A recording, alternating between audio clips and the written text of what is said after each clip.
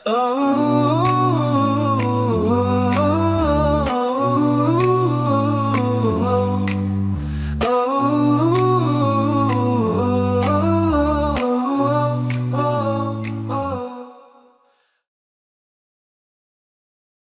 alaikum wa rahmatullahi wa barakatuh. Welcome to Islamicity Weekly. Today we are joined by Ms. Zaakirah Vadi, who is an activist, a former community journalist, and a media consultant.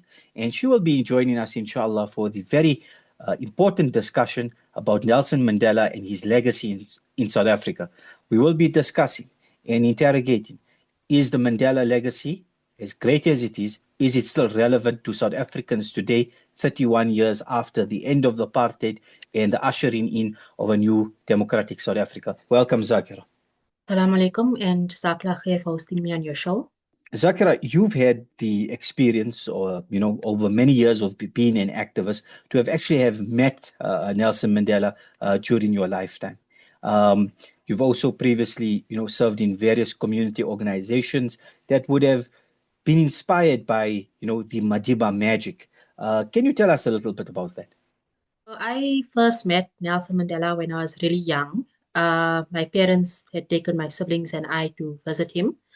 I don't really recall much of that. I just know that he signed a photograph of the three of us, my brother and sister and myself.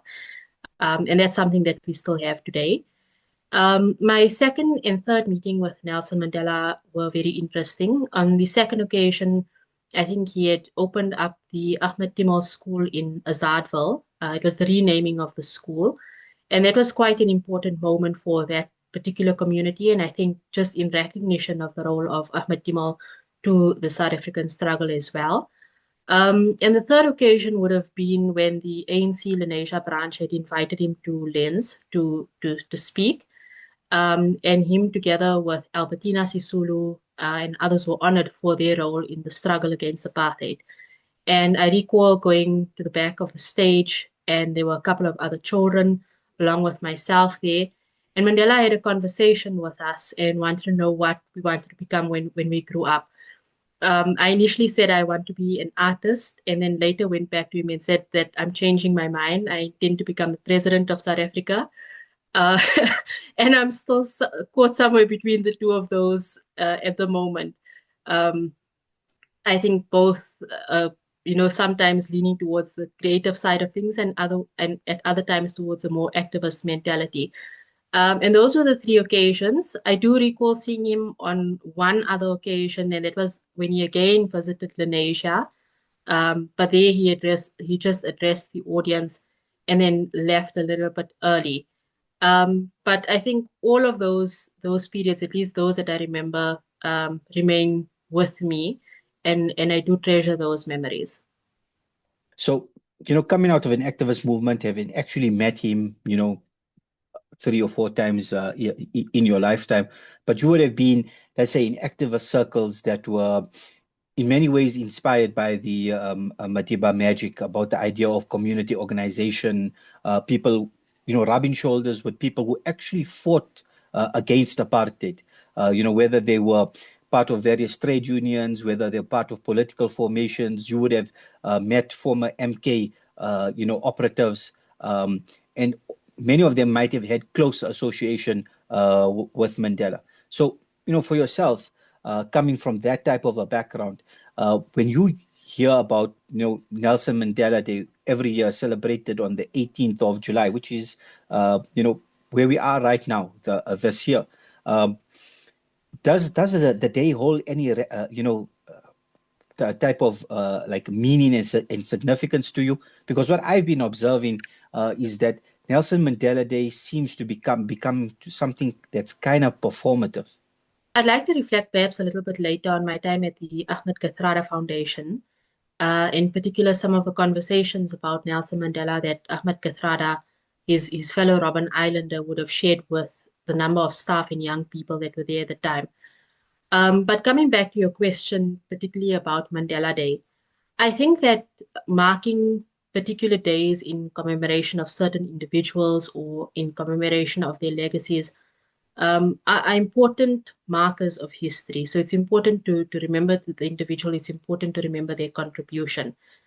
And I think that Mandela Day, the good part about it is that it does have, it does have a positive spin off on society. So if a group of people get together and decide that they would like to paint a school, fix the potholes on their street, there's a positive outcome that is tangible that comes with that. But at the same time, I think that there is a critique around the performative nature of it. So when it's done, for example, just for companies to meet their corporate social responsibilities, for instance, um, or if it's done in a way that almost glosses over, takes away from the agency of communities themselves, um, almost like, we want to just sweep into a community, do good, and then leave that community and think we've done the best that we can. And when it's done in a way that doesn't really interrogate the legacy of the person or reflect on the complete nature of that individual, I think it does the service to that legacy. And I say that because I think that Mandela is not increasingly not recognized for the revolutionary that he was, and is almost sometimes seen as like a grandfather. Not that there's anything necessarily wrong with being seen as a grandfather, but in a very rainbowy, rainbow nation kind of way. And I know that there's a lot of debate about the terminology around Rainbow Nation itself, but it doesn't really fully appreciate the revolutionary that he was. And I think that for Mandela Day, at least, it would be important to go back to that legacy. One thing I took from your mention of the time that you went to go and meet Mandela with your parents, was that you couldn't remember much about it, and I wonder if that's perhaps like a metaphor for the youth in South Africa, where it seems as if Madiba's legacy is um, it's not emphasized as much. And I suppose you could say this about Mandela Day. You could say it about something like Reconciliation Day. For a lot of young people, Reconciliation Day is just another holiday. It's a day where they get, you know, it's a holiday. It's not anything significant. They don't really go back to it having, it used to be Dingaan's Day, or it used to be, uh, you know, um, a different, celebrating a different event in history. It's just another holiday, and I think Mandela Day is sort of, similar to that. A lot of youth don't really necessarily think about the history of Mandela, and I think his legacy has become it's something that has to be sustained by organizations, right? Because he's not here to make that impact himself. So, whether it's his family members or whether it's organizations that were started, that he inspired, and there's also, it seems to me, a push because of different political factors to kind of de-emphasize figures like Mandela in favor of others who might have been more seen as more radical, seen as a bit further left than him. So my question would be: is it important to reinvigorate that image of Nelson Mandela as a revolutionary? And how do you do it? Is it, what are organizations currently doing to sort of reinvigorate that image or to repackage the image of Mandela? Because as you mentioned, he's seen as this grandfatherly figure, and most people think back to his days as a president rather than his days as a freedom fighter. So what can be done to sort of repackage and reinvigorate that image? Yeah, I think that's really important. I know that, for instance, the Nelson Mandela Foundation has been doing great work in terms of preserving the legacy of Mandela, at least from a historical perspective, in terms of his letters and some of the artifacts, and try to continue that legacy through some of their programmatic work now. However, South Africa in general, I think, needs to commemorate that legacy a bit more. It goes beyond, the putting up of statues or taking photographs at statues in different parts of the country.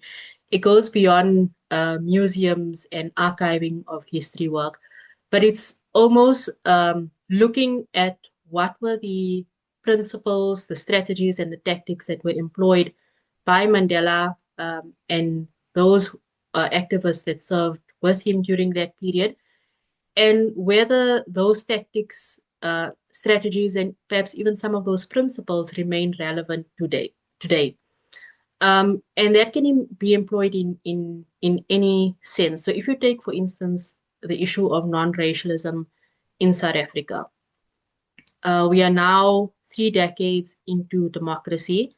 Are conversations about non-racialism as important as they were in 1994? Some may argue that they are perhaps even more important now, given the issues with our country, the trajectory of our democracy at the moment. If you take the issue of Palestine and the kind of broader narratives that go with it, that of colonization, occupation, apartheid, racism, fascism, is there a need to really look at what were the tactics that were used during the apartheid era here, and how that can perhaps best serve solidarity work in support of the Palestinian people? And the same can be said, for example, for the people of Western Sahara and other parts of the world that are facing similar oppression and human rights abuses. So I think that's the one way in which we can really look at the legacy of Nelson Mandela, by looking at what methodologies he used. Two, I think, is that perhaps beyond just the general history, and here it's not really the fault of school teachers or the education system as a collective, but I think it goes beyond that. It's the country, it's the effort that we collectively, both from a government perspective and civil society perspective, put into remembering our history. So for me, I think that, if you look at Nelson Mandela's legacy from the time he became an active member of the resistance against apartheid, well into his time as a statesman, you see a very pragmatic politics playing out, something that catered to the need of the moment, whether it was mass struggle, whether it was armed struggle, whether it was negotiations, or whether it was reconciliation. And each of those periods, for me, show a form of radical politics. And for me, radical politics is not necessarily going as far left as a person can go, but it's really displaying what can bring the best possible outcomes to whatever cause you're taking up, and approaches that will bring on board mass support for the work that you're doing, and that will advance your struggle in a positive way. And I think Mandela displayed that. So it would be real interrogation of that legacy. And I think we can do that through organizations that have been set up to cover historical work, but perhaps also really look at in schools what is taught about the anti-apartheid struggle. You mentioned, for example, that his legacy is one of of radical politics, the politics that are necessary at the time. And you also mentioned, for example, that, on Mandela Day, it's become very corporatized. So it's, you come into a community, you do some good, whether it's like patching up the potholes or something, things that government is supposed to be doing, right? And now they're getting off scot-free because we, the people, are voluntary, to basically take on the responsibility of fixing up certain things that government was supposed to do. But anyway, we're doing it, but it's become very, very corporatized. And we have this image, like you said, but the thing is that there seems to be like a deliberate attempt that the picture of Mandela that we need to paint is one that was, kind of like this old man, very cozy, not saying anything that's going to upset the apple cart. He's very, very straightforward manner of dealing with the apartheid government, especially during the years in which the MK, Mkhonto Overseas, was formed. Things that landed him up in prison. All of that seems to be like pushed to the wayside. And what we left with is this post-1994 or post-1993 Nelson Mandela, which, look, I suppose, given the time in which he found himself, he would have had to reinvent himself into different ways, and to, from being the revolutionary, then to playing the role of the statesman, and after leaving the state, after serving his term as president, again, he would have to reinvent himself. But there seems to be this idea of whitewashing his legacy. And the image that we get of Nelson Mandela is one where, and I've actually done some of the homework about this, asking people, what do you know about Mandela? What do you think about Mandela? And there's young people today that don't have very charitable thoughts and good thoughts about Nelson Mandela. There are also a lot of young people who are like, yeah, Mandela was a good guy, but he's not relevant to my life anymore. Me, the responsibility of carrying forward history resides with the people who have been impacted by that history. And in South Africa, I think every person here, whether black or white, was impacted by apartheid. Some would have benefited through apartheid, but the vast majority of this country would have been disadvantaged. And this disadvantage is something that continues generations on. So the responsibility of telling the stories of those who tried to oppose apartheid and eventually won the freedom of this country is something, and the responsibility of telling those stories resides with us. I don't think that it's unusual that historical legacies are interrogated and perhaps over time understood in different ways, given the context that countries themselves go through. So if you see, in Syria a few years ago, you would have seen images of Bashar al-Assad and his father all over the country. But now in a post-war context, that history is being revisited, and the kind of legacy of those individuals will be interpreted in a very different manner. In South Africa, obviously the context is entirely different. It's important for people to explore those multiple or diverse histories or interpretations of histories. But the responsibility lies with those perhaps first and foremost who were part of that struggle alongside Mandela and others to claim that history and tell it in ways that perhaps reaches out to younger people in a better sense than is currently being done. So if we take, for instance, the kind of language in which the negotiations or the negotiation period in South Africa is reviewed, it almost seems as if the ANC had complete dominance during that period and could simply walk into the negotiations and demand or dictate what the outcomes of those negotiations would be. And I think that that's a flawed notion because, at least from my understanding of speaking to people who were part of that process, the ANC didn't necessarily have the upper hand in entirety. It perhaps had mass-based support. The country was at a point of being ungovernable. But the apartheid army, and Ahmed Kathrada would say this frequently in his interviews, the apartheid army at the time was considered one of the strongest in Africa. And some would say it could walk from the Cape upwards through Africa, conquering because of its strength. So the apartheid government still had the military or the might of the military behind it at the time. So those are the considerations that are taken into a negotiation period. And in the absence of understanding all of the details that go with negotiations, it's easy to make sort of sweeping statements about it, to accuse particular people of giving in too much. And the accusation against Mandela is that he had given in too much. And I think in the absence of being in that moment and understanding the complexities that were at play, it's easy perhaps to do so in retrospect. So for me, I think that the responsibility about sharing those intricacies and complexities of the struggle is something that's absolutely important. And I say this from personal experience. So when you read a history textbook and you read about particular campaigns like the Defiance campaign, or you read about petition getting so many signatures about a particular cause, you read about it in a matter of a few minutes or an hour or a few days if you're reading a book, or a month. But those things took years to get to that point, with lots of argument, with lots of discussion that took place, with lots of consultation. And those are the parts of history that's frequently missed. And unless we take on the responsibility of getting to that point and perhaps even finding out about more of those complexities, I'm afraid we'll be in the situation where those sweeping remarks are going to be increasingly made.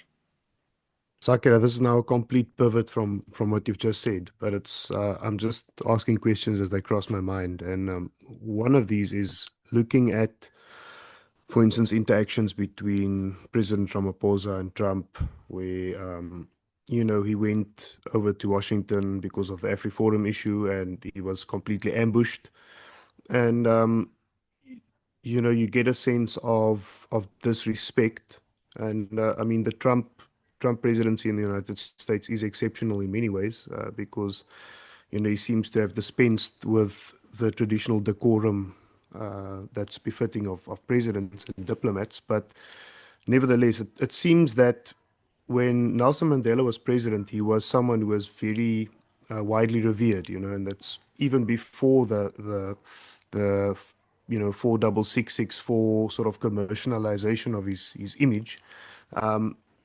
When he met with foreign diplomats, there was the sense of this is a man who had spent his entire life in the struggle. This is someone who spent 27 years on Robben Island, and then he came back gracefully as a president and managed to somehow keep this country together and keep conflict and the worst of all possibilities at bay.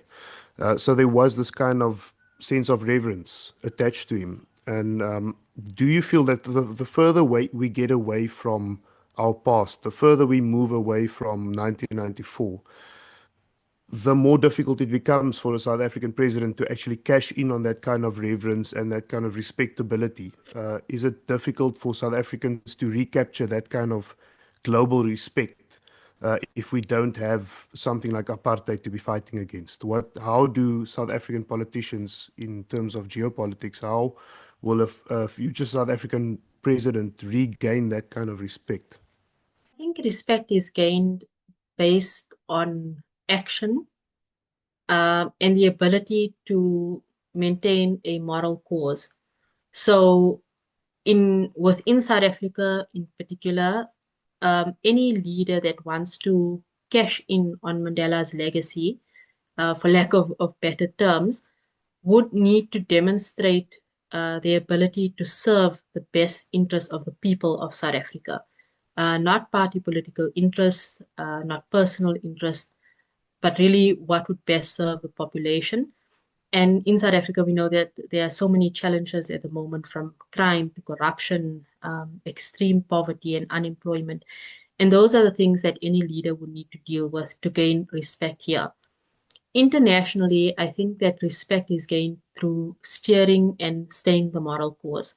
So a few years ago, I traveled to the Middle East, and the minute someone would hear that you're from South Africa, they would ask two questions. Do you know Nelson Mandela? And do you know Ahmad Didat, Sheikh Ahmad Didat? And I think now, if you travel to the Middle East, perhaps the more frequent question that would be asked is South Africa and Palestine. South Africa, do you know about the ICJ case? Your country did this. And I think that there's a great degree of moral support from people across the world for South Africa's decision around the ICJ case. So for me, that is, in a way, what Mandela represented globally. He did represent symbolically that shift from apartheid to democracy. He was a figure of anti-racism, of anti-colonialism, and anti-fascism. And I think that is something that anyone who comes from South Africa, whether they're the president, whether you're just an ordinary member of the public, that's a legacy that you can carry with you into your everyday life. What comes to my mind, though, and I'd like to pivot towards, let's say, our own community, right? When we think of the Mandela legacy, we think of the Ummah. When we think of, for example, where the Ummah is right now, and indeed the entire world, because we haven't seen such a blatant display of basically Zionist impunity, and as we're seeing right now, right? And we haven't seen, like, for example, I think Trump's presidency is indicative of what the American establishment and the government has thought about itself for many, many, many years, right? So, but now it's just not masked off by very sharp, smart diplomacy, and the Ummah finds itself in a position where we really do need good role models, and we do need heroes. So the question is that. One, is Mandela still relevant to South Africans, especially, for those that were born after 1994? And then, in your view, what is going to be, the type of hero or leader or example that the Ummah needs right now? I know it's double-edged. One is about the local level, the other is about the broader Ummah, but what's your thoughts? One, I think that, for Muslims and the world more generally, the best example of a leader comes in the form of the Prophet Muhammad sallallahu alaihi wasallam. And for me, there are certain ways in which the struggle for democracy in South Africa, in particular the transition period, matches in some ways the conquest of Makkah. In the ways in which the leadership during both occasions tried to carry across that point of revolution in a way that was bloodless. I know in South Africa that there was a period of intense violence that preceded 1994, but that moment of 1994 was a peaceful transition. So I think that what I'm getting to is that while we look at the example of the Prophet Sallallahu Alaihi Wasallam, there are characteristics from many who participated in the anti-apartheid struggle that displays good leadership, moral leadership, accountable leadership, importantly, and in some instances, leadership that perhaps in some ways copies some of the ways of Rasulullah sallallahu alaihi wasallam. And I know that within the Muslim community itself, many of those who participated in the anti-apartheid struggle would have had the example of the Prophet sallallahu alaihi wasallam well before them. So in the Muslim Ummah at the moment, I think that we need to go back to the example of the Prophet sallallahu alaihi wasallam. But secondly, nothing stops us from looking at the historical legacies of others and other revolutionaries at different points in history, whether that be Mandela or Che Guevara, or even others in the contemporary sense. If you look at someone like Sheikh Rashid Ghanouchi, who's currently in prison, or Marwan Barghouti, a Palestinian political prisoner who by some has been described as the Palestinian Mandela. From those, I think we can look at their lives and distill from there what are the practical avenues that they've used to, in some ways, force change within their communities, and then force change at a broader level within their countries or globally. And that's something that I think needs to be considered. The second thing for me is with regards to the Muslim Ummah, is that the examples that I've cited of all of these individuals is that they were action driven. I sometimes feel that we talk a lot at the moment. There's a lot of chat groups. We want to understand the world around us and analyze the world. But I'm not too sure as a Muslim Ummah if we are prepared to change the world. And the point of activism is to change the world. And if we look at all of these examples, it starts off at a highly localized level. What do you do to change your community? What do you then do to change your region? What do you do to change your country? And then what do you do at a globalized level to perhaps change the trajectory of the world? So those are the two avenues that I think could best serve the Ummah for now, looking at examples of leadership and looking at ways to practically effect change. I want to go back for a second to you mentioned Palestine earlier, that if you go to a Palestine protest somewhere in the world, anywhere in the world, you're bound to see a poster that says, that gives the Mandela quote about, the struggle not being complete until the Palestinians are free. So South Africa actually has a history of support for the Palestinian cause, and I think that is definitely being um, picked up on. A lot of people are starting to associate South Africa with the struggle for the Palestinian people, much like Ireland as well. So, what would you say that Nelson Mandela's image should be sort of more, should the Palestinian solidarity movement be used more to kind of draw from his image? Should we try to introduce more of his teachings and his philosophy into how we try to conduct ourselves as activists for Palestine? And is it do you think that's a proper platform for us to sort of, I guess, revive some of Madiba's legacy? I think that the Palestinian solidarity activists have done well in that regard. I've frequently see the quote of Mandela in relation to Palestine. The images of Mandela standing next to Yasser Arafat are quite popular as well. You see them around from time to time. But we need to look at what's behind that, because it's not just the symbolic support for Palestine, but it's really a politics that prioritizes the global South. So it's a politics that saw solidarity, for instance, between someone like Fidel Castro, Mandela, Yasser Arafat. And in today's world, we need to look at what sort of politics puts the global South first. Um, is that a politics that perhaps looks like BRICS? I'm not too sure, given the kind of geopolitical dynamics with many of the countries involved in BRICS or BRICS Plus at the moment. But as ordinary activists, those who may not necessarily be in government or in foreign affairs, what does that global South solidarity look like?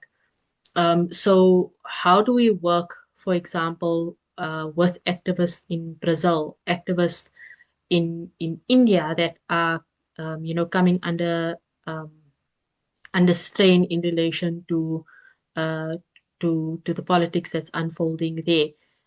How do we ensure that we have solidarity with people in other parts of the global South who may be facing similar issues that we do here in South Africa in terms of poverty, anti-corruption related work? And how do we best foster that? And sometimes it strikes me as quite remarkable when I look at the life of Mandela, and just prior to his arrest, his ability to travel to certain African countries to gain support for the anti-apartheid struggle here. Or if you look at the life of someone like Oliver Tambo, for instance, and his work and garnering of support from different African countries for the anti-apartheid struggle. I'm not too sure we see activists here doing the equivalent in today's times for today's issues, even though we have the technology now to do that on a much faster, quicker basis. So I think that's what we perhaps need to be going back to. In the current environment that South Africa finds itself in, where, in the days of apartheid, the apartheid as an enemy was very clearly defined. Today's struggles, the enemy of the people today, is not so clearly defined. Those that are in government, many of them are former struggle veterans. They fought against the apartheid government, literally and figuratively. Others that are occupying, spaces within government, within the judiciary, within the wider economy, not, white minority capital notwithstanding, but it's people that either were part of the anti-apartheid movement or suffered the consequences of apartheid, or it's people that were born after apartheid, right? So in your final analysis, putting Nelson Mandela's legacy aside, and just as a young person today, in the shoes of young people who may be feeling that, what, we don't know enough about Mandela, and there isn't sometimes that interest, right? You looking at the community with your experience and level of activism, what would you say is needed? So the first for me would be courage. it's not easy to tackle things that are wrong. If you look at the history of Mandela, it's all good and well now into democracy. When people praise struggle stalwarts or want to take photographs next to them. But very few, I think, look into the immense amount of personal sacrifice. And the word sacrifice is today bandied about almost as if it means nothing. But I was thinking about this a few days ago, um, where I thought to myself, and I turned 34 recently, that Ahmed Kathrada at the age of 34 chose not to appeal the decision for lifetime imprisonment. Um, and life at the time meant life. And the same would have been for Mandela at the time. He would have obviously been a bit older, and others. And when you make such a choice, I don't think some of them were given the option to appeal, but Ahmed Kathrada could have appealed his sentence and he didn't. When you look at those choices that were made during the time and the immense personal sacrifice that was made, you begin to realize just how much was given. So any young person, I think, wanting to tackle the issues of today would need to establish a degree of courage in order to take on those issues. And that would be withstanding critique from your own community for standing up for a particular cause. So you're going to fill a pothole on your road and some uncle is going to come down the road and start shouting at you, why are you doing this? Or, you're not supposed to be doing it like this, do it like this. On the issue of state capture and corruption, I know at least at the Kathrada Foundation, that initial period when the foundation and Ahmed Kathrada began taking on the issue, there were people that didn't support the foundation and Kathrada's stance. They thought that it was wrong to challenge President Zuma at the time in what was unfolding in the country. But it had to have, and the foundation had to have the courage to stay the course. And similarly with any other issue that you get today. So, for instance, you would see increasingly there are activists being arrested for their pro-Palestinian activism. There are people within the professional setting in different countries across the world who are being targeted if they post anything online in support of Palestine. And there are activists who went on the flotilla to Gaza who were at serious risk and were then detained by the Israelis before being deported back to their countries. And with all of those, there are personal risks and sacrifices that come with it. So for me, that would probably be the first thing. Beyond that, I think, is looking at what is practical and being pragmatic in your activism. So if you look at the life of Mandela, starting off from an ANC activist in setting up the ANC Youth League, it was about changing the internal structures and the thinking of the ANC so that it became a more mass-based movement into the 50s. It was then when the mass-based approach wasn't necessarily working, it was then looking at an armed struggle that would perhaps take forward, part of their activism through the 60s. And then looking at a later point into the 80s and 90s at reconciliation to come to the ultimate outcome of a democratic South Africa. And I think today sometimes we don't realize how long struggles take. And something that you start today is not something that is necessarily going to change the world tomorrow.